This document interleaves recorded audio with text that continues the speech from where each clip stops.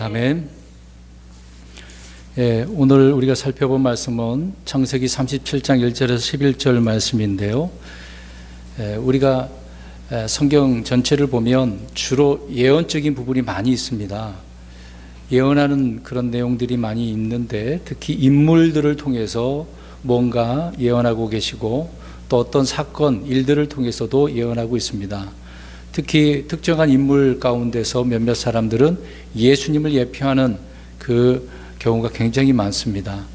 특히 이제 창세기에 예수님을 예표하는 인물들이 물론 여러 명 나오겠습니다만은, 특별히 오늘 살펴볼 요셉은 이제 50장까지 계속 나오지 않습니까? 많은 부분에 있어서 예수님을 말해주고 있다는 겁니다. 근데 어떤 면에서는 다른 부분도 있겠습니다만은, 말하는 거, 행동하는 거, 그런 부분이 오늘 내용에 보면 많은 부분이 있어서 구절구절마다 예수님을 예표하고 있다라는 것을 알 수가 있습니다. 그러니까 오늘부터 우리가 앞으로 계속 이제 50장까지 요셉의 이야기를 할 수밖에 없는 내용들이 나오는데, 대부분 이 예언적인 면에 있어서 우리 예수님 이야기를 하고 있다, 그런 관점에서 말씀을 들으셨으면 좋겠습니다. 물론 실제 그 당시에 있었던 일들, 사건들이고 그 인물들이 말을 주고받고 하는 내용들이지만, 그런 가운데서 하나님께서 뭔가 계획하시고 이루시기 위해서 이런 인물들을 통하여 이제 말씀하고 있다라고 생각하셨으면 좋겠습니다. 특히 오늘은 요셉이 사랑받기도 하고 미움받기도 하죠. 이제 이런 부분이 있어서 또 꿈까지 꾸고 있는데, 그 꿈을 통해서 더욱 미움을 받게 되어집니다. 근데 이런 내용들이 다 누구를 예피하고 있다, 라고 그 부분을 말씀드리려고 하는 것입니다. 오늘 37장부터 50장까지 요셉을 중심으로 말씀들이 기록되어져 있는데요. 아브라함, 이삭, 야곱을 이어서 중요한 인물이 바로 요셉이기 때문에 그렇습니다. 요셉은 성경에서 어떤 인물보다도 예수 그리스도를 많이 예표하고 있습니다. 또 근데 어떻게 보면 요셉은 동정녀 탄생한 건 아니잖아요. 분명히 어머니가 있고 또 자기 동생도 있고 그렇게 있습니다. 또 요셉이 십자가에 못 박혀 죽은 것도 아니잖아요. 어떤 기적을 행한 것도 아닌데, 또 예수님처럼 목수도 아니고요, 제자들도 있는 것도 아니고, 그냥 단지 어려움을 당해서 팔려가서 총리가 되어지는 그런 내용을 말하고 있습니다. 그럼에도 불구하고 요셉의 생애에서 예수 그리스도의 모습을 생생하게 말씀을 해주고 있다라고 하는 부분입니다. 그래서 성경은 어떤 인물이나 사건 또 지명을 통해서 우리 예수님을 예표하고 있다라고 하는 부분입니다. 지난 시간에 좀 요셉에 대해서 좀 살펴보려고 합니다. 그 라헬에 대한 부분인데요. 요셉은 불임이었던 어머니 라헬이 기도하게 되어지지 않습니까? 아이를 낳지 못했기 때문에 아이를 달라고 하나님 앞에 주께 기도를 드렸습니다. 그래서 그 기도를 주께서 귀를 기울여 주시고 태를 열어 주셨는데, 그 가운데 태어난 아이가 요셉이었던 거죠. 그래서 라헬은 요셉을 낳고 나서 내 치욕을 없애주셨다라고 하면서 내게 다른 아들도 더해 주시리라라고 소망을 갖게 되어지죠. 그런 의미 속에서 요셉이라는 이름을 지어줬다라고 하고 있습니다. 근데 야곱은 라헬이 요셉을 낳자 라반에게 어떻게 합니까? 낳자마자, 우리 말씀을 들어서 기억을 한번 더듬어 주시기 바랍니다. 낳자마자 라반에게 가서 뭐라고 이야기합니까? 자기 아버지가 있는 고향으로 돌아가게 한다고 해달라고 요청을 하게 되어지죠. 그러니까 요셉을 통해서 뭔가 변화가 일어났다라는 것을 말씀을 드렸었습니다. 요셉의 출생은 라헬뿐만 아니라 야곱의 인생에 이런 변화를, 어떤 충격적인 일들을 주는 장면을 우리가 살펴보았던 것이죠. 또 야곱은 요셉을 모든 자식보다, 오늘 내용서부터 이제 살펴보겠습니다만은, 더 사랑하게 되어집니다. 특히 라헬을 사랑했기 때문에 그 라헬을 통해서 낳은 이 아들을 사랑할 수밖에 없었던 거죠. 오늘 이제 37장을 보게 되어지는데, 요셉이 17살 때 있었던 일들을 37장에 기록을 하고 있습니다. 당시 요셉은 형제들과 함께 양을 치는 목자였습니다. 그리고 이제 목자임했음에도 불구하고 야곱이 요셉에게 특별한 뭔가 맡겨주게 되어집니다. 그 부분에 뒤에서 말씀드리기도 하고요. 그러나 야곱은 말씀드린 것처럼 이 요셉을 상속자로, 후계자로 이미 이런 일들을 맡겨주면서 세워주고 있었다는 것을 알 수가 있습니다. 그래서 무슨 옷을 해 입혔습니까? 채색 옷. 그냥 이뻐서 특별히 만들어준 옷이라고 생각하시면 안 됩니다. 뭔가 이 요셉에게 맡겨줬다라는 것을 알 수가 있습니다. 근데 이제 그 베냐민이 태어나기 전에, 물론 나중에 태어났습니다만은 어떻게 보면 막내 아들이라고 볼 수가 있는 거잖아요. 너무 이쁘니까 그냥 옷만 입혀준 건 아니지만, 집에서나 들에서 형들을 섬기고 종의 직무를 하는 대신에 야곱이 요셉을 어린 나이에 감독자로, 후계자로 세워줬다라는 것을 알 수가 있습니다. 그러니까 형제들과 좀 구분을 지어놨습니다. 오늘 내용도 보면 나쁜 행실들을 어떻게 했습니까?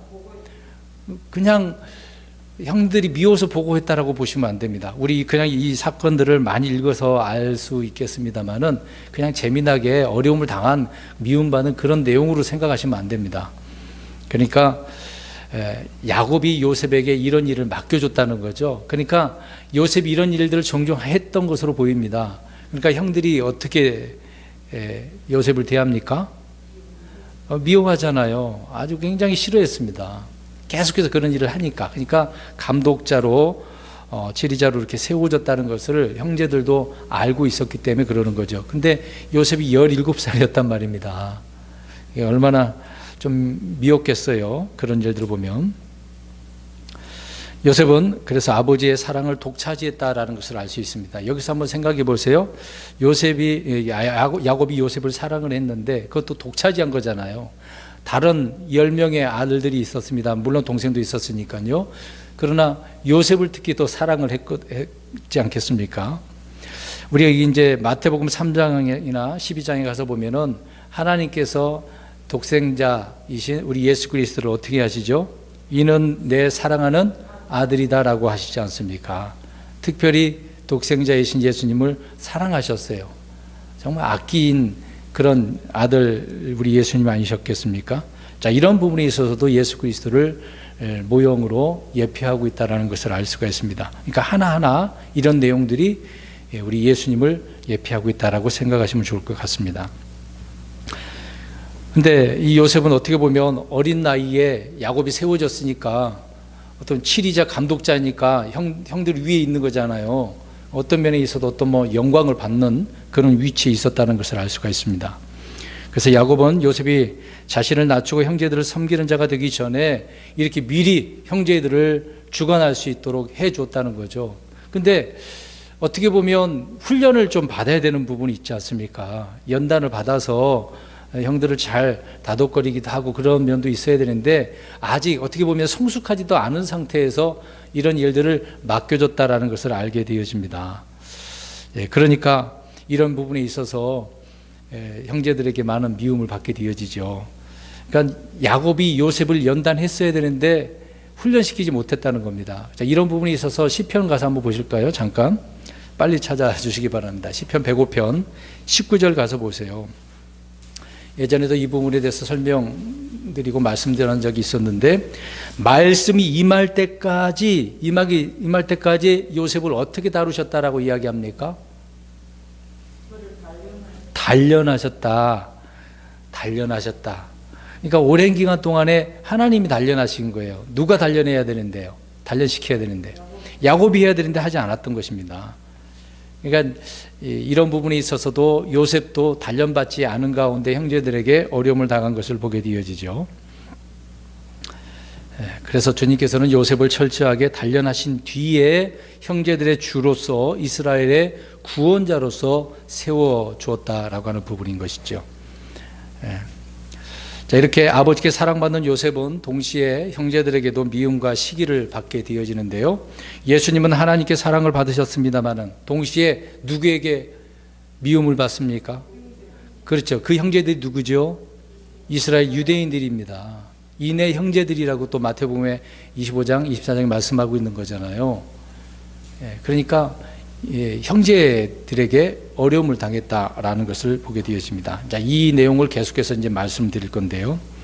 자, 우리는 하나님의 사랑을 받지만 동시에 세상에서 미움을 받죠. 특히 우리 그리스도인들 그렇지 않습니까? 세상에 나가서 우리가 하나님의 자녀고 예수님 믿으라고 하면 불신자들이 어떻게 대합니까? 아유, 수고하십니다. 그렇게 하는 사람이 드물죠. 흔치 않습니다. 대부분 핍박하고 욕하죠. 지금이 어느 때인데, 지금 코로나 때문에 더 그러지 않겠습니까? 여러분, 누가 나를 가장 사랑하는지 아시죠? 하나님 아버지께서 우리를 가장 사랑하십니다. 예수님을 그렇게 대하신 것처럼요. 그러나 누가 가장 미워한 줄 아십니까? 형제들입니다. 형제들이 가장 미워합니다. 그리스도인들 가운데서도 형제들이 형제들을 미워하는 겁니다. 그래서 신약 성경에 보면 고린도서에 그런 내용들이 많이 나오잖아요. 자기와 레벨이 좀 다르다고, 지식이 좀 다르다고, 그래서 미워하고 쫓아내고, 우리가 그때 일요일 날도 말씀을 살펴보지 않았습니까?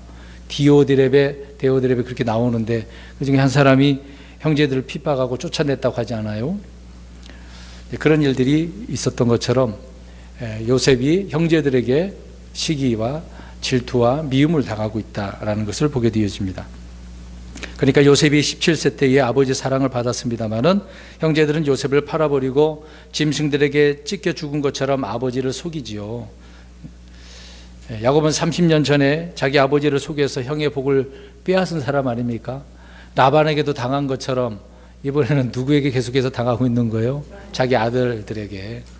참 이게 끊임없이 그런 것 같습니다. 앞으로도 계속 그래요. 나중에 요셉이 팔려가고 기근 때였을 때, 야, 너희들은 지금 때가 어느 때인데 계속해서 여기만 있냐? 좀 나가봐라. 어디 가서 좀 먹을 거 좀 구해오라. 그런 말도 하지 않습니까? 그러니까 자식들이 썩 마음에 들지 않는 그런 부분도 있었다는 것을 알 수가 있습니다. 그로부터 약 22년 동안 야곱은 요셉이 죽은 줄 알고 슬픔 가운데 지낸 그 내용들이 이제 그 뒤 후반부에 나오게 되어지죠. 자, 이런 부분에 있어서 오늘 1절부터 살펴보게 되는데요. 요셉의 그 생애를 우리가 하나둘씩 살펴보려고 합니다. 1절을 보십시오. 야곱이 가나안 땅 곧 자기 아버지가 나그네로 지내던 땅에 거하였더라. 36장에서 아버지 이삭이 죽고 장산을 지내죠. 그리고 장사 지낸 그 사건이 기록되어 있지만 37장은 그 이전의 일을 기록하고 있다. 그러니까 지난 시간에 마지막 부분에 말씀을 드렸습니다. 37장이 36장 앞에 있는 그런 내용이다라고 지금 말씀을 드리고 있는 겁니다. 야곱은 밧다라람, 하란이죠. 거기에서 20년을 지낸 후에 숫곳에서 정착했다가 딸 디나의 사건으로 인해서 그곳을 떠나죠. 베델로 올라가려고 그랬는데 가긴 갔지만 거기서 바로 떠나서 에브라시라고 하는 베들레헴으로 옮기게 되어지죠. 그쪽으로 이동하면서 라헬이 죽고 그런 뒤에 아버지가 있는 가나안 땅으로 들어오게 되어진 것입니다. 그래서 1절에 가나안 땅 아버지가 나그네로 지내던 그 땅에 거했다. 그러니까 아버지랑 같이 지내게 되었다라고 이야기합니다. 헤어진 지 지금 30년이 넘어서 아버지를 만나고 아버지가 있는 그 장막 안에 같이 거하게 된 거죠. 그러니까 이삭이 있었고 야곱이 있었고 야곱의 아들들이 있었죠. 3대가 가나안 땅에 함께 거하게 되어진다는 겁니다. 그 기간이 13년입니다. 30년 동안 헤어졌다가 이제 13년 동안 함께 거하게 되네요. 그래서 이 기간에 일어난 아주 중요한 사건 중에 하나가 오늘 37장에 나오는 내용입니다. 요셉의 그 형제들이 요셉을 종으로 팔아버리는 그런 내용이죠. 야곱은 자기 아버지와 형을 속였습니다마는 그보다 몇 배나 더 지독하게 이렇게 어려움을 당하게 되어지는 거죠. 야곱은 또 복을 받기 위해서 형을 속였습니다마는 그 후로 복은 고사하고 오히려 뭐만 있습니까? 계속해서 고통만 있는 거죠. 그러니까 심은 대로 거둔다라고 하는 부분입니다. 그런 내용들이 호세아서 8장 7절과 고린도서 9장 6절, 갈라디아서 6장 7절에 이 이야기가 나옵니다. 심은 대로 거둔다. 이게 중요한 부분입니다. 어떻게 우리가 사는 것도 중요한 거죠. 인생의 삶이 물론 다 굴곡이 있고 어려움도 있고 좋은 일도 있겠습니다만은 대부분 이런 어려움들이 있습니다. 그러나 잘 되든지 못 되든지 어떤 환경에서도 우리는 잘 심어야 됩니다. 대충 아무렇게나 내 인생이 이러니까 뭐 한번 왔다 가는 거 대충 막 살다가 간다 그런 생각이 있어서는 안 되죠. 우리는 잘 심어야 됩니다. 예, 그대로 거두기 때문에 그렇다는 것이죠. 그러니까 야곱의 인생은 이런 면에 있어서 본보기가 되어지는 것이다 라는 것을 알 수가 있습니다. 2절 보겠습니다. 야곱의 세대들은 이러하니라. 요셉이 17세가 되어 자기 형들과 함께 양떼를 먹이더라. 이 소년이 자기 아버지 아내인 비라와 실바의 아들들과 함께 있을 때에 그들의 나쁜 행실을 자기 아버지에게 보고하니라. 이제 야곱에서 난 자식들을 이렇게 세대라고 이제 표현을 하고 있는데요. 이 야곱의 세대의 핵심 인물은 요셉입니다. 요셉과 그의 형제들은 모두 목자였다고 이야기를 하고 있는 거죠. 형들과 같이 양떼를 먹였다라고 이야기를 하고 있습니다. 이때 17세의 나이였는데요. 이삭이 죽기 12년 전의 일을 말하고 있는 것입니다. 요셉은 비라의 아들들, 실바의 아들들, 그들이 얼마나 못된 짓을 했는지 보고를 자주 했던 것으로 보입니다. 그래서 그들과 좋게 지낸 것이 아니라 이제 오히려 나쁜 행실을 아버지에게 보고함으로 인해서 어려움을 당한 거죠.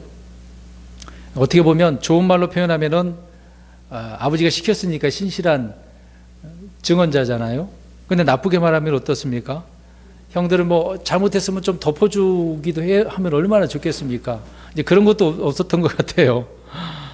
오히려 이제 고잘질쟁이가 된 것이 아니겠습니까? 형들의 입장에서는 그러겠죠.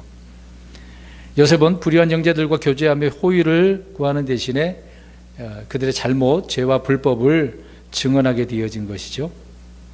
이런 면에 있어서 우리 그리스도인들 그렇지 않습니까? 세상과 친구가 되거나 동화되어서는 안 되지 않습니까? 오히려 세상이 어떻다고 우리가 증언해야 되죠? 악하다고, 세상이 악하다고, 야, 잘 될 것이다. 아니요, 절대 그러지 않습니다. 세상이 앞으로 잘 된다는 말은 결코 없습니다. 성경은 안 된다 그래요. 오히려 악하다고 이야기하고 있습니다. 근데 많은 분들이 잘 된다라고 하잖아요. 그러지는 않습니다. 그냥 바람일 뿐인 것이죠. 오히려 그렇게 증언하기 때문에 미움을 받는다는 것을 알 수 있습니다. 그러니까 요셉이 그런 거죠. 형들 잘못했습니다. 아버지 형들 저렇게 했는데요. 그대로 고자질했으니까. 그러니까 좋게 얘기해서는 증언한 거죠. 그런 내용이 2절에 기록을 하고 있고요. 3절 보겠습니다. 이제 이스라엘이 자기의 모든 자식들보다 요셉을 더 사랑하였으니 이는 그가 노년에 얻은 아들이기 때문이더라. 그가 그를 위하여 채색 옷을 지었더라. 요셉을 더 사랑했다는 말들이 자주 나오는 것을 보게 되어지네요. 야곱은 요셉을 이내 사랑하는 아들이라고 이렇게 말하는 대신에 행동으로 보여줬습니다. 말로 야 특별히 내가 사랑해 그런 게 아니에요. 행동으로 그냥 바로바로 이렇게 보여줬던 것으로 보입니다. 이런 면에서 마태복음 17장 5절에도 그러지 않습니까? 변화산에서 하나님께서 제자들을 향해서 이 사람은 내 사랑하는 아들이라 내가 기뻐한다, 매우 기뻐한다 라고 이야기하고 있지 않습니까? 그러니까 하나님께서 예수님이 누구신지 말씀해 주었던 거죠. 야곱도 역시 행동으로 이 아들이 누군가라고 말해 주었던 것입니다. 자녀들에게요. 자, 이 부분도 지금 야곱이 요셉에게 그렇게 형제들에게 그렇게 보여준 부분이지만 누구를 예표하려고 한 것이죠? 예수님을요. 그러니까 이 내용을 보면서 요셉이 이런 사건이지만 예수님이 이런 일을 또 이런 환경에서 사역을 하셨다라는 거 우리가 깨달아야 된다는 얘기죠. 야곱이 자기의 모든 자식보다 더 사랑한 것은 노년에 얻은 아들이기 때문에 라고 이렇게 말씀을 하고 있습니다. 이 당시 이제 91세였던 거죠. 요셉이 태어날 때는 야곱이 라반의 집에서 14년의 끝 무렵이기 때문에 그렇습니다. 6년 더 있긴 했습니다만은요, 그 끝 무렵이었던 거죠. 야곱은 요셉이 태어나자마자 말씀드린 것처럼 아버지 집으로 돌아가려고 하는 그런 마음을 먹었던 거죠. 야곱이 집을 떠날 때의 나이는 77세였던 것인데, 그러니까 이제 97세에 떠나게 된 거 아니겠습니까? 그때 이삭의 나이는 137세였다고 창세기 25장 26절에 말씀을 하고 있습니다. 야곱이 20년의 타향살이를 마치고 돌아올 때 그때는 97세, 아까도 말씀드린 것처럼요. 그 당시에는 이제 돌아왔을 때는 이삭은 157세였다는 것입니다. 이 부분은 뭐 굳이 적을 필요는 없습니다. 그렇게 나이가 들었다라는 것을 지금 잠깐 말씀을 드리는 것이니까요. 야곱과 요셉의 그 나이 차이는 91세이기 때문에 요셉이 17세의 나이로 노예로 팔려갈 때 야곱은 108세였다. 당시에 야곱과 같이 살던 이삭은 168세였다.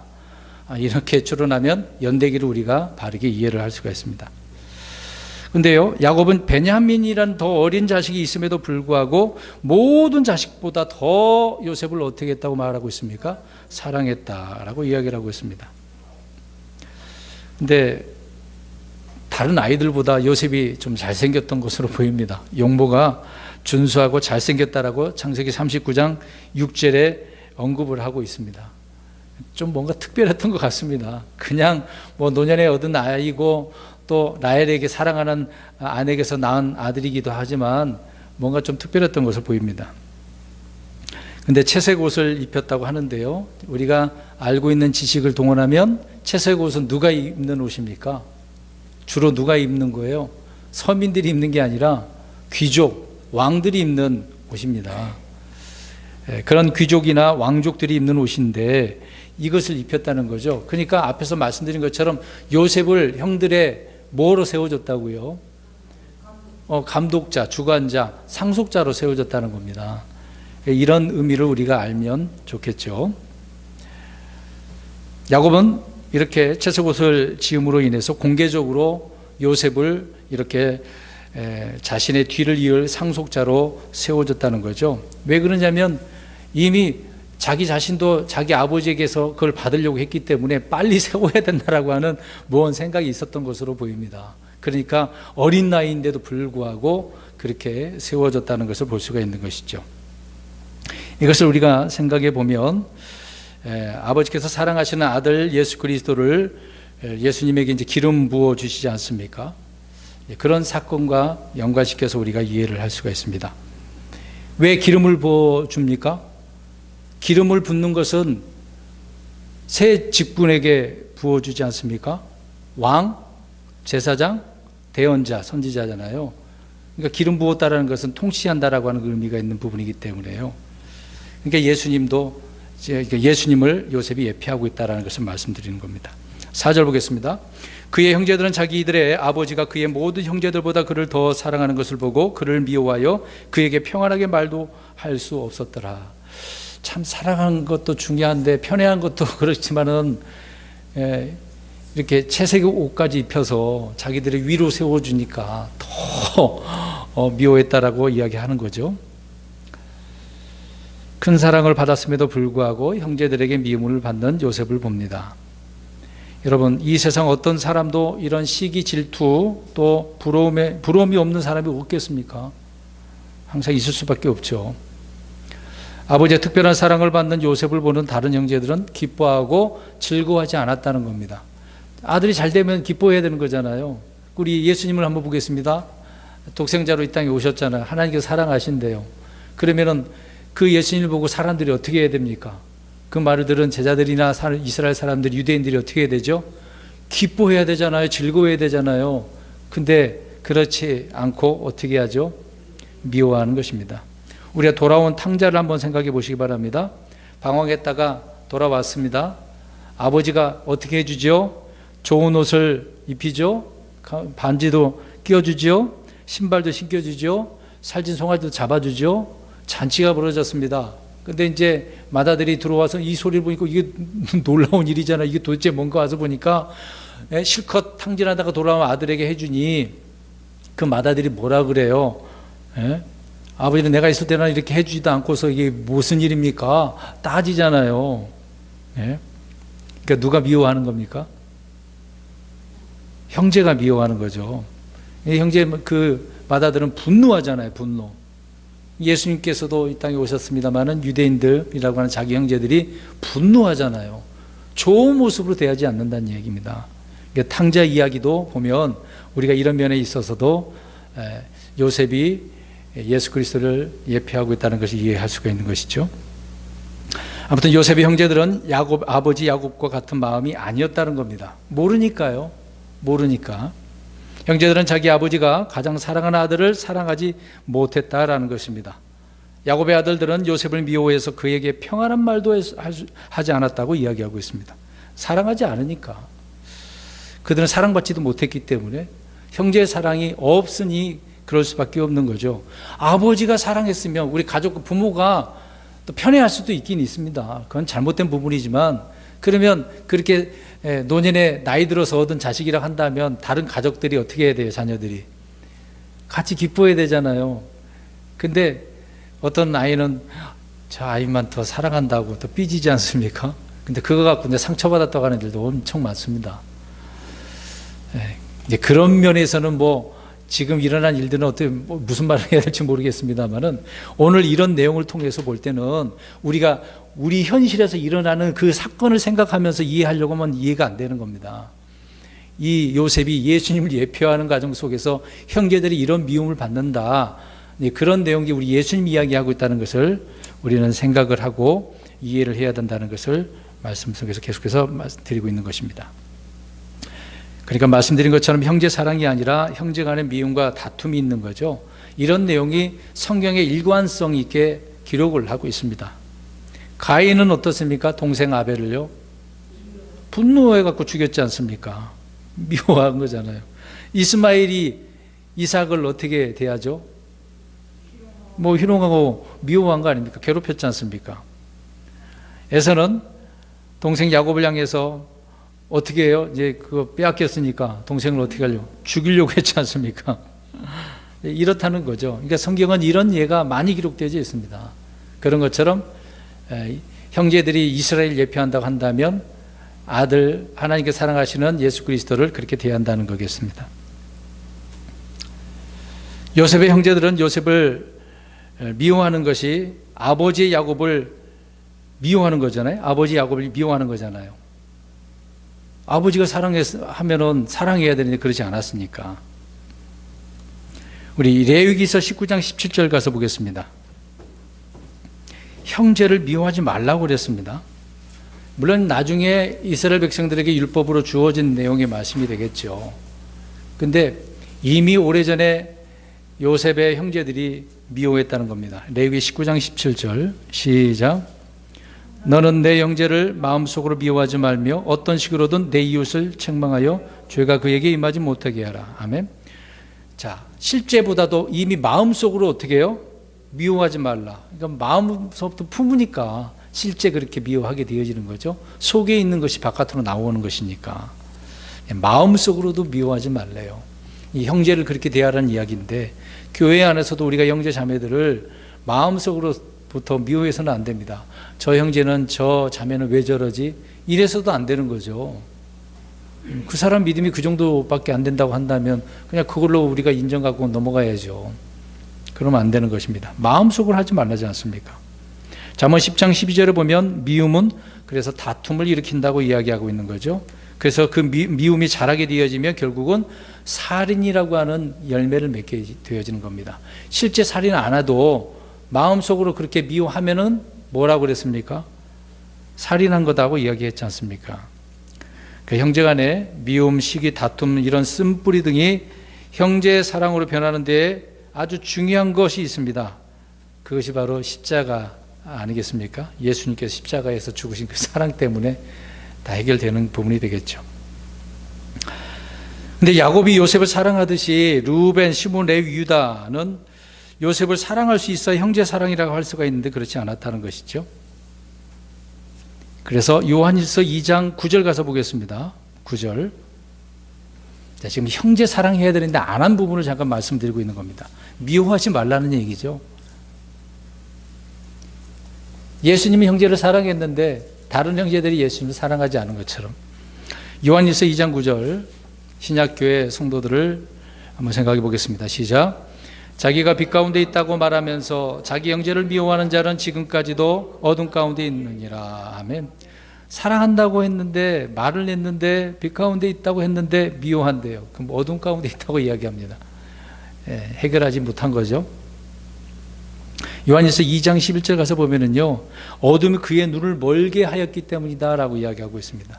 눈까지 멀게 하니까 형제를 형제로 보지 못하고 사랑하지 못하게 되어진 것을 설명하고 있는 거죠. 아무튼 형제를 미워하는 것은 살인자라고 설명을 하고 있습니다. 요한일서 3장 15절에도 이 말씀이 언급되어져 있는 거죠. 그러니까 형제를 사랑하고 존중해야 한다라는 것입니다. 5절 보겠습니다.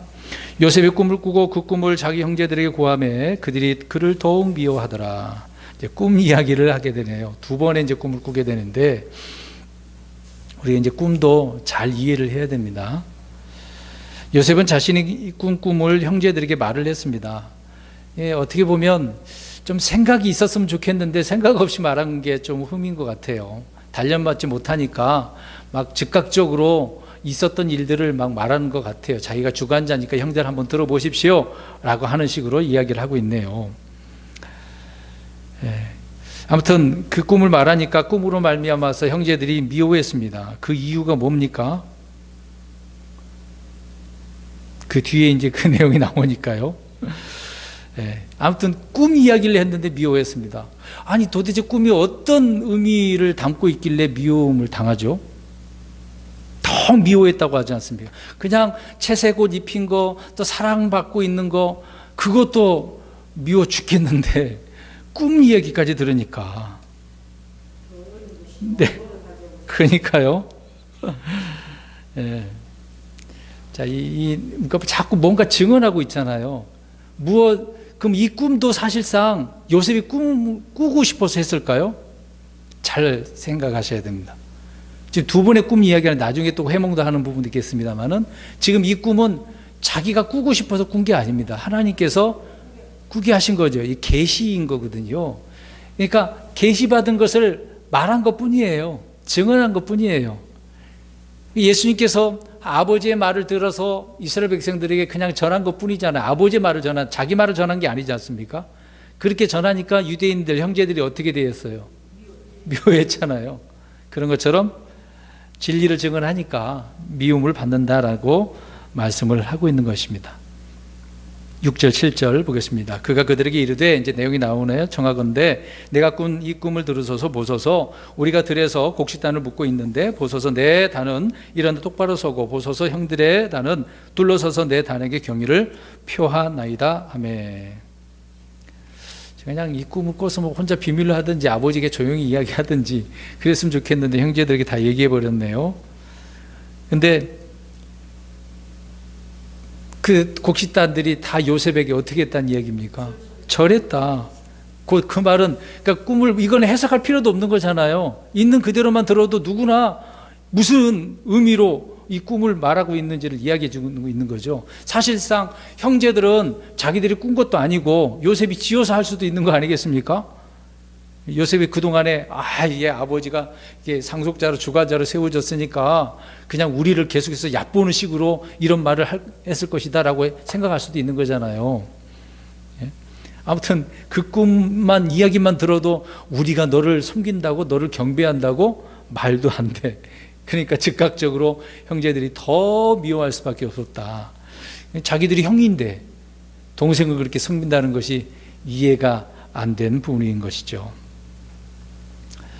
그러니까 17살의 나이인데도 불구하고 하나님께 계시를, 어떻게 보면 영감을 받은 거잖아요. 단순한 그런 사건 내용이지만 이런 놀라운 꿈을 꾸었기에 도저히 혼자만 알고 있을 수 없으니까 형제들에게 이야기해서 미움을 받는 것을 보게 되어집니다. 요셉의 꿈은 형제들이 이렇게 절을 하고 있는 그런 내용들인데요. 참 놀라운 꿈인 것을 보게 되어집니다. 아무튼 계속해서 꿈 이야기를 우리가 보겠습니다. 8절, 그의 형들이 그에게 이르되 내가 참으로 우리를 통치하겠느냐, 참으로 우리를 지배하겠느냐 하고 그의 꿈과 그의 말로 인하여 그를 더욱 미워하더라. 미워한다는 말이 계속 나오지 않습니까? 통치라고 이야기를 하고 있는 거잖아요. 결국은 절한다라는 것은 채석옥도 그렇고 이게 너가 우리를 주관한다, 통치한다, 그런 의미로 형제들도 알고 있었다는 것을 우리가 보게 되어집니다. 9절 말씀입니다. 그가 또 다른 꿈을 꾸고 그 꿈을 자기 형들에게 고하여 이르되 보소서 내가 또 꿈을 꾼즉 보소서 해와 달과 11별이 내게 경의를 표하더이다 하니라. 한 번만 그걸로 끝내지 또 꿨어요. 근데 이 꿈은 더 놀라운 꿈이 됩니다. 한 번으로 멈추지 않고 해와 달과 11별이라고 아예 이야기 안 해. 해는 아버지고 달은 어머니고 11별은 형제들이니까 말도 안 되는 소리를 지금 요셉을 통해서 형제들도 듣고 또 누구도 듣습니까? 아버지 야곱도 듣게 되어지는 거죠. 사람들이 말하는 꿈은 어떤 꿈입니까? 대부분 우리가 흔히 꿈을 꿔야 된다고 그러고 꿈은 이루어진다는 그런 표현들을 많이 하잖아요. 대부분 아까 말씀 것처럼 개꿈이기도 하고 다 자신의 욕망이 있기 때문에 그런 꿈을 꾸는 거잖아요. 이제 여기서 우리가 잘 생각해 봐야 됩니다. 다음 주도 한 번 더 말씀드리겠습니다만은 성경에서 나오는 그 꿈, 그러니까 요셉이 이런 꿈을 꾸고서 우리도 이런 꿈을 꿔야 된다고 그런 말 들어보셨습니까? 안 들어보셨나요? 많이들 하잖아요. 꿈을 꾸라고. 요셉처럼 이런 꿈을 꾸라고. 그래서 꿈꾸는 자 요셉에 대해서 얼마나 설교도 많이 합니까? 근데 이 내용을 보면 지금 이 꿈은 누구를 이야기하려고 하는지 아십니까? 앞에서도 계속 강조하고 있습니다. 예수님을 이야기하고 있는 거예요. 잘 들어보셔야 됩니다. 지금 두 번째 꿈은 특히 그래요. 잘 보셔야 됩니다. 아무튼 그리스도인들 가운데서도 꿈을 꾸었다고 많은 사람들이 이야기하고 있어요. 그러니까 왜 그러냐면 하나님께서 꿈을 통해서 뭔가 과거에는 계시를 해줬거든요. 환상으로도 대언자를 통해서도 계시를 해주고 있습니다. 근데 지금 이 마지막 때는 누구를 통해서 말씀하신 줄 알아요? 여러 번 말씀드렸는데 혹시 기억나십니까? 히브리서 1장 1절과 2절에 나오거든요. 예수님을 통해 아들을 통해서 전한 그 말씀을 통해서 하나님께서는 말씀하고 있다라고 이야기합니다. 그래서 아들이 말한 말씀을 들으라라고 이야기하고 있는 내용이 히브리서 1장 1절과 2절 내용이거든요. 아무튼 하나님이 주신 꿈, 그 꿈하고 내가 지금 꾸는 자신이 꾸는 꿈하고 같은 것으로 여기면 안 되는 겁니다.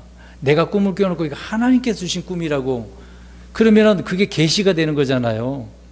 요셉은 그 요셉을 통해서 하나님의 계획이 있었던 것이고 또 요셉을 통한 예수님을 계시하기 위해서 그 꿈을 꾸게 한 것인데 지금 우리가 꿈을 가지고 하나님께서 나에게 계시를 줬다고 해버리면 안 된다.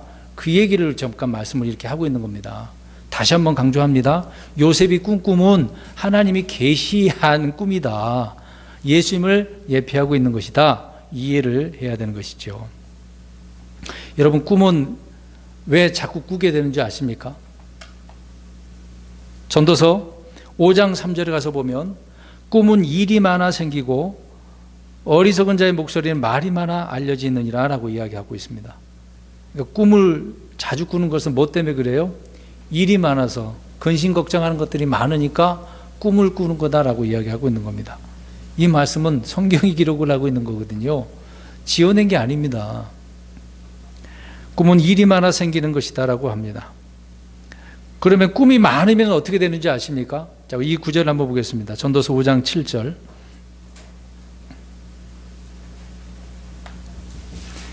이제 우리는 내가 무슨 꿈 꿨다 그런 얘기할 필요 없습니다. 사실상 일어난 일들이 겹쳐서 우리 그렇게 보여줄 수도 있는 부분인데요. 계시는 아니죠. 전도서 5장 7절 보겠습니다. 꿈이 많으면 어떻게 되는지 시작. 꿈이 많고 말이 많으면 헛된 것도 많게 되나니 오직 너는 하나님을 두려워할지니라. 자, 꿈이 많고 말이 많으면 뭐가 많아져요? 헛된 것. 그러니까 헛것 봤다라고 하는 거잖아요. 헛된 것이 많은 거예요. 꿈을 그러면 이런 말씀을 보면 꿈을 꾸는 게 좋아요, 안 꾸는 게 좋아요? 안 꾸는 게 좋죠. 헛된 것이 많게 된다고 하니까. 그만 이제부터 하나님 꿈 안 꾸게 해주세요. 그렇게 말해도 꿈을 꿉니다. 너무 이제 우리가 일이 많으니까 꿈을 꾸게 된다고 하는 것이죠. 자, 다시 본문으로 가서 9절입니다. 요셉은 꿈에서 해와 달과 비열한 별이 경의를 표했다고 하고 있네요. 요셉은 형제들뿐만 아니라 해와 달, 아버지, 이제 부모도 전한다는 말을 해주고 있는 것이죠. 자, 아무튼 이 내용을 아버지에게 고했습니다. 근데 야곱이 어떻게 받아들인지를 보겠습니다. 10절 보겠습니다. 그가 그 꿈을 자기 아버지와 형제들에게 고하매 그의 아버지가 그를 꾸짖고 그에게 이르되 내가 꾼 이 꿈이 도대체 무엇이냐? 너와 내 어머니와 내 형제들이 참으로 가서 땅에 엎드려 내게 절하겠느냐 하니라. 참 야곱이 듣고서도 놀랍죠. 이제 꾸짖었다고 이야기합니다. 야, 형제들이 너한테 하는 것도 그런데 나까지 너한테 절해야 되느냐? 경의를 표해야 되는 거냐? 야곱도 그 꿈을 이해를 했어요, 안 했어요? 아니, 그냥 그 자체 내용 꿈을, 그것은 이해를 했는데 하나님이 주신 거라고 생각을 못한 거죠, 사실상. 일단 절한다는 의미는 뭐라고요? 요셉에게 머리를 숙이는 경의를 표한다라고 그렇게 생각을 하고 있었던 거죠. 근데 여기서 좀 우리가 생각해 봐야 됩니다. 나중에 형제들은 어떻게 합니까? 요셉에게 다 절하잖아요. 그러면 야곱하고 어머니한테는 했을까 안 했을까요?